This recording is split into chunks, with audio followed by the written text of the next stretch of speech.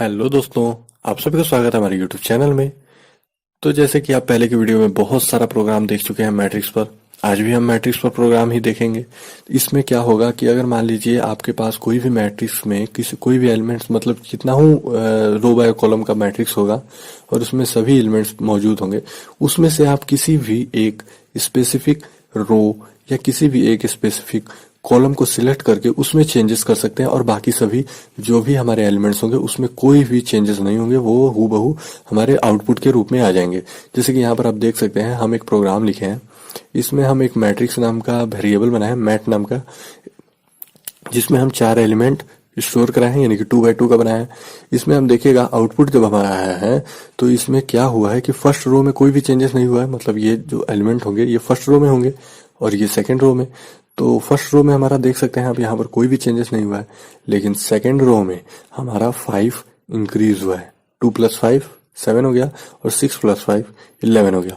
तो इस तरह से हम कोई भी स्पेसिफिक रो या कोई भी स्पेसिफिक कॉलम भी हम सिलेक्ट करके उसमें थोड़ा बहुत चेंजेस कर सकते हैं या कोई भी कैलकुलेशन कर सकते हैं। ऐसा आप प्रॉब्लम भी मैथ में बनाए होंगे, ऐसा नहीं है कि ये बहुत नया लॉजिक है, मतलब नया चीज है तो हमें समझ में नहीं आएगा। आप ऐसा प्रोग्राम बना चुके हैं कि किसी किसी भी रो में इंक्रीज करना हो या डिक्रीज करना हो या मल्टीप्लाई करके प्रूफ करने के लिए आया करता था, तो इस तरह से हम कर सकते हैं। तो चलिए आज की इस वीडियो में बस यही होने वाला है। तो चलिए इस वीडियो को स्टार्ट करते हैं और देखते हैं किस तरह से ऐसे प्रोग्राम को बनाया जाता है और ऐसे आउटपुट को प्रिंट कराया जाता है। तो इसके लिए सबसे पहले हम अपना हेडर फाइल लिख लेंगे, #include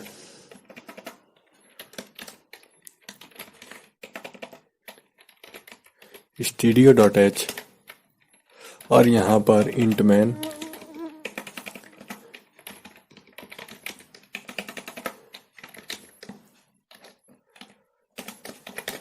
यहाँ से हमारा प्रोग्राम स्टार्ट होगा। यहाँ पर हम कुछ वेरिएबल बना लेंगे, जैसे कि सबसे पहले हम एक मैट्रिक्स का वेरिएबल बनाते हैं जिस पर हम 2 बाय 2 मैट्रिक्स को स्टोर करेंगे और उसके वैल्यू को भी हम यहीं पर डिफाइन कर देते हैं ताकि आगे चलकर हमें वैल्यू को डिफाइन ना करना पड़े। आप यहाँ पर यूजर डिफाइन बना सकते हैं या फिर प्री डिफाइन बना सकते हैं, यानी कि प्रोग्राम के अंदर ही अपने वैल्यू को दे सकते हैं, या फिर यूजर द्वारा वैल्यू को इस पर मैट्रिक्स पर स्टोर करा सकते हैं। यहाँ पर हम 2 वेरिएबल बना लेते हैं और जो कि मैट्रिक्स नहीं होगा, जिस पर हम सिर्फ नंबर्स यानी कि फॉर लूप चलाने के लिए यूज करेंगे। तो यहाँ पर हम ए भी बना लेते हैं और उसके बाद स्टार्ट करते हैं, for function is equal to a is equal to 0, a less than 2, a plus plus. फिर यहाँ पर हमारा नेस्टेड फॉर लूप स्टार्ट होगा, b is equal to 0, b less than 2, b plus plus. इतना तो सभी प्रोग्राम में है, इसको तो ध्यान देने की बात नहीं है। अब यहाँ पर हमारा कैलकुलेशन स्टार्ट होगा, तो हम यहाँ पर एक और वेरिएबल बनाते हैं मैट्रिक्स का, जिस पर हमारा रिजल्ट होगा। रिजल्ट RES नाम से हम एक और मैट्रिक्स का वेरिएबल बना लेते हैं और इस पर हमारा रिजल्ट स्टोर होगा, मतलब जो भी हम कैलकुलेशन करेंगे वो चीज स्टोर होगा। तो हम चाहते हैं कि हमारा जो फर्स्ट रो है हम उसमें ही सिर्फ कुछ चेंजेस करें, सेकंड रो में ना हो या थर्ड रो में ना हो, ऐसे ना हो, ठीक है। तो उसके लिए हम यहाँ पर इफ कंडीशन लगाते हैं, a इज इक्वल टू यानी कि 2 बार इक्वल देना है। इफ कंडीशन अगर आप पढ़े होंगे तो जानते ही होंगे, अगर नहीं पढ़े हैं तो आप जाकर पिछला वीडियो देख सकते हैं। पहले की वीडियो में हम बताए हैं कि इफ कंडीशन का कैसे यूज किया जाता है और किस तरह से डबल इक्वल या फिर लेस देन ग्रेटर देन, इन सब का किस तरह से यूज किया जाता है, ये सब हम पहले की वीडियो में बता चुके हैं। और यहाँ पर इक्वल टू 0 यानी कि फर्स्ट रो हम सिलेक्ट कर लेंगे और हम यहाँ पर फिर अब कैलकुलेशन करेंगे, result a b equal to matrix a b। मान लीजिए हम सभी में यानी कि फर्स्ट रो में हम 2 ऐड करना चाहते हैं और कुछ नहीं करना है हमें, जो फर्स्ट रो के जितने भी एलिमेंट्स होंगे उसमें हम 2 को ऐड करेंगे, ठीक है। जितना भी नंबर होगा उसमें हम 2 ऐड कर देंगे, इंक्रीज कर देंगे और इसी को हमें प्रिंट कर देना है। तो हम इफ कंडीशन में प्रिंटफ नहीं लगाएंगे, नहीं तो हमारा सिर्फ फर्स्ट रो ही प्रिंट होगा, उसके बाद सेकंड रो प्रिंट नहीं होगा, या थर्ड रो जो भी हम बनाएंगे वो प्रिंट नहीं होगा। तो हम इफ कंडीशन से बाहर निकलते हैं और यहाँ पर हम प्रिंटफ लगाते हैं %d, और जो हमारा रिजल्ट है a और b, इसे हम प्रिंट करा देंगे। ठीक है, और यहाँ फोर लूप से बाहर निकलकर यहाँ पर एक और प्रिंटफ लगा देंगे। किसके लिए? तो बैकस्लैश n के लिए। ये बहुत बार हो चुका है तो आपको याद हो जाना चाहिए। इसका यही खासियत तो है, अगर मान लीजिए प्रोग्राम आप एक ही प्रोग्राम को 4 बार 5 बार अलग अलग तरीके से कर देखते हैं तो प्रोग्राम आपको याद हो जाता है, फिर आपको कभी कंफ्यूजन ही नहीं रहेगा कि मतलब ये चीज कहाँ लगता है, ये चीज कहाँ लगता है। अब याद हो गया अच्छी तरह से तो दिक्कत ही नहीं होता है। इसीलिए आपको कहा जाता है कि एक ही प्रोग्राम को अलग अलग तरीके से कई तरह से करके देखा कीजिए। ठीक है, इससे क्या होता है कि आपको प्रोग्राम का मतलब एक एक चीज के बारे में पता चल जाता है। रिटर्न लिखना है, रिजल्ट नहीं।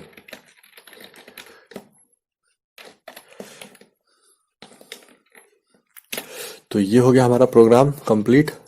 अब देख लेते हैं ऊपर से सही है कि नहीं सब कुछ। यहाँ पर हम 2x2 का एक मैट्रिक्स बनाया है जिसमें 4 वेरिएबल डिफाइन कर दिए हैं। यहाँ पर रिजल्ट नाम का एक और वेरिएबल बनाया है जिस पर मैट्रिक्स का रिजल्ट स्टोर होगा। रिजल्ट हम जो है वो आगे चलकर देखेंगे क्या करना है मैट्रिक्स में। यहाँ पर a को बनाया है a less than a plus plus, b equal to 0, b plus plus, a equal to 0, यानी कि हम फर्स्ट रो को सिलेक्ट कर रहे हैं। फर्स्ट रो के जितने भी एलिमेंट्स होंगे उन्हीं पर सिर्फ कैलकुलेशन लागू होगा, बाकी किसी भी एलिमेंट्स पर नहीं। और कैलकुलेशन क्या होगा? तो रिजल्ट पर हमारा स्टोर होगा, वो होगा मैट में। मैट का जो फर्स्ट रो का जो भी एलिमेंट होगा, मतलब first row second column, first row third column, इस तरह से फर्स्ट रो के जितने भी एलिमेंट्स होंगे उसमें हम 2 इंक्रीज कर रहे हैं, यानी कि 2 ऐड कर रहे हैं। और नीचे आकर हम उसी को प्रिंट कर दे रहे हैं, यानी कि सारे मैट्रिक्स को प्रिंट कर रहे हैं। रेस नंबर RES जो नाम का हम रिजल्ट नाम का जो मैट्रिक्स बनाया है उसको प्रिंट करा रहे हैं। और यहाँ पर n बैकस्लैश n। तो अब हम इसे रन करते हैं।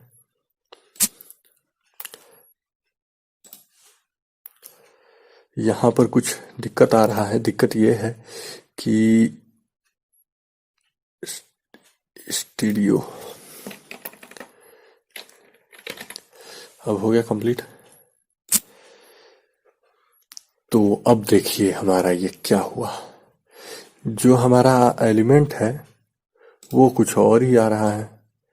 ये ऐसा क्यों हो रहा है, इस बात को ध्यान देना होगा।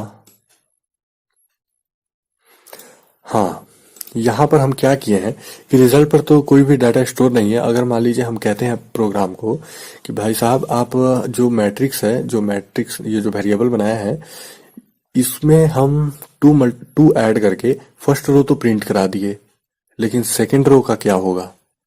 सेकंड रो का क्या होगा? सेकंड रो कैसे प्रिंट करेगा? क्योंकि हम यहाँ पर रिजल्ट कर रहे हैं, रिजल्ट ये जो वेरिएबल बनाया है उसको प्रिंट कर रहे हैं।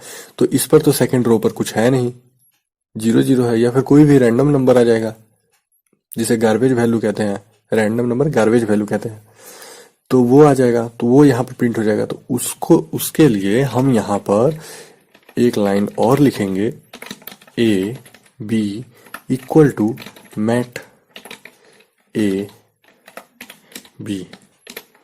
अब ये क्या होगा कि हम कहेंगे कि जैसे कि रिजल्ट जो भी हमारा मैट्रिक्स का जो भी एलिमेंट होगा वो हमारे रिजल्ट के एलिमेंट के बराबर होगा, लेकिन जो भी हमारा फर्स्ट रो का होगा उसमें हम जो भी हमारा फर्स्ट रो का एलिमेंट होगा उसमें हम 2 इंक्रीज कर देंगे, और बाकी सब यानी कि सेकंड रो का जो भी एलिमेंट होगा वो मैट्रिक्स का सेम टू सेम एलिमेंट होगा। तो इस तरह से हमारा ये यहाँ पर जो मैट्रिक्स बनाया है उसका सेकंड रो का एलिमेंट यहाँ पर स्टोर हो जाएगा, और यहाँ पर उसके फर्स्ट रो का, यानी कि जो भी हम कैलकुलेशन करना चाहें जिस रो में या जिस कॉलम में, तो उसका। तो अभी हम इसे रन कराते हैं। तो यहाँ पर देखिए रिजल्ट सही आ रहा है। तो हम क्या किए हैं, फर्स्ट रो का हमारा कौन सा होगा? ये होगा और ये होगा। इसमें हम 2 इंक्रीज किए हैं, 3 + 2 5 और 5 + 2 7। इस तरह से हो जाएगा। अगर मान लीजिए हम सेकेंड रो में कुछ करना चाहते हैं, तो यहाँ पर हम सेकेंड रो कर दिए। सेकेंड रो में अब 2 इंक्रीज होगा, यानी कि 4 हो जाएगा और 8 हो जाएगा। हो गया इतना।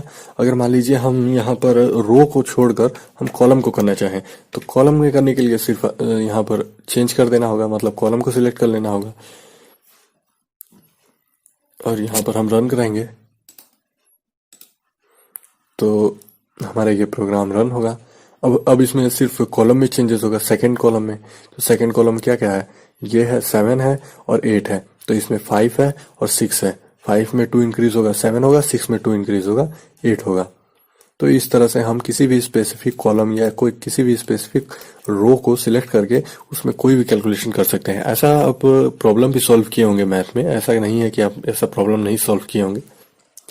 तो ये रहा हमारा आज का प्रोग्राम न्यू लॉजिक।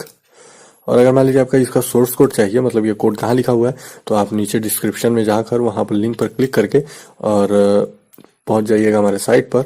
वहाँ से इस प्रोग्राम को कॉपी कर सकते हैं और इसमें थोड़ा बहुत चेंजेस करके आप अपना प्रोग्राम बना सकते हैं। तो बस आज की इस वीडियो में बस इतना ही। अब हम देखते हैं नया लॉजिक।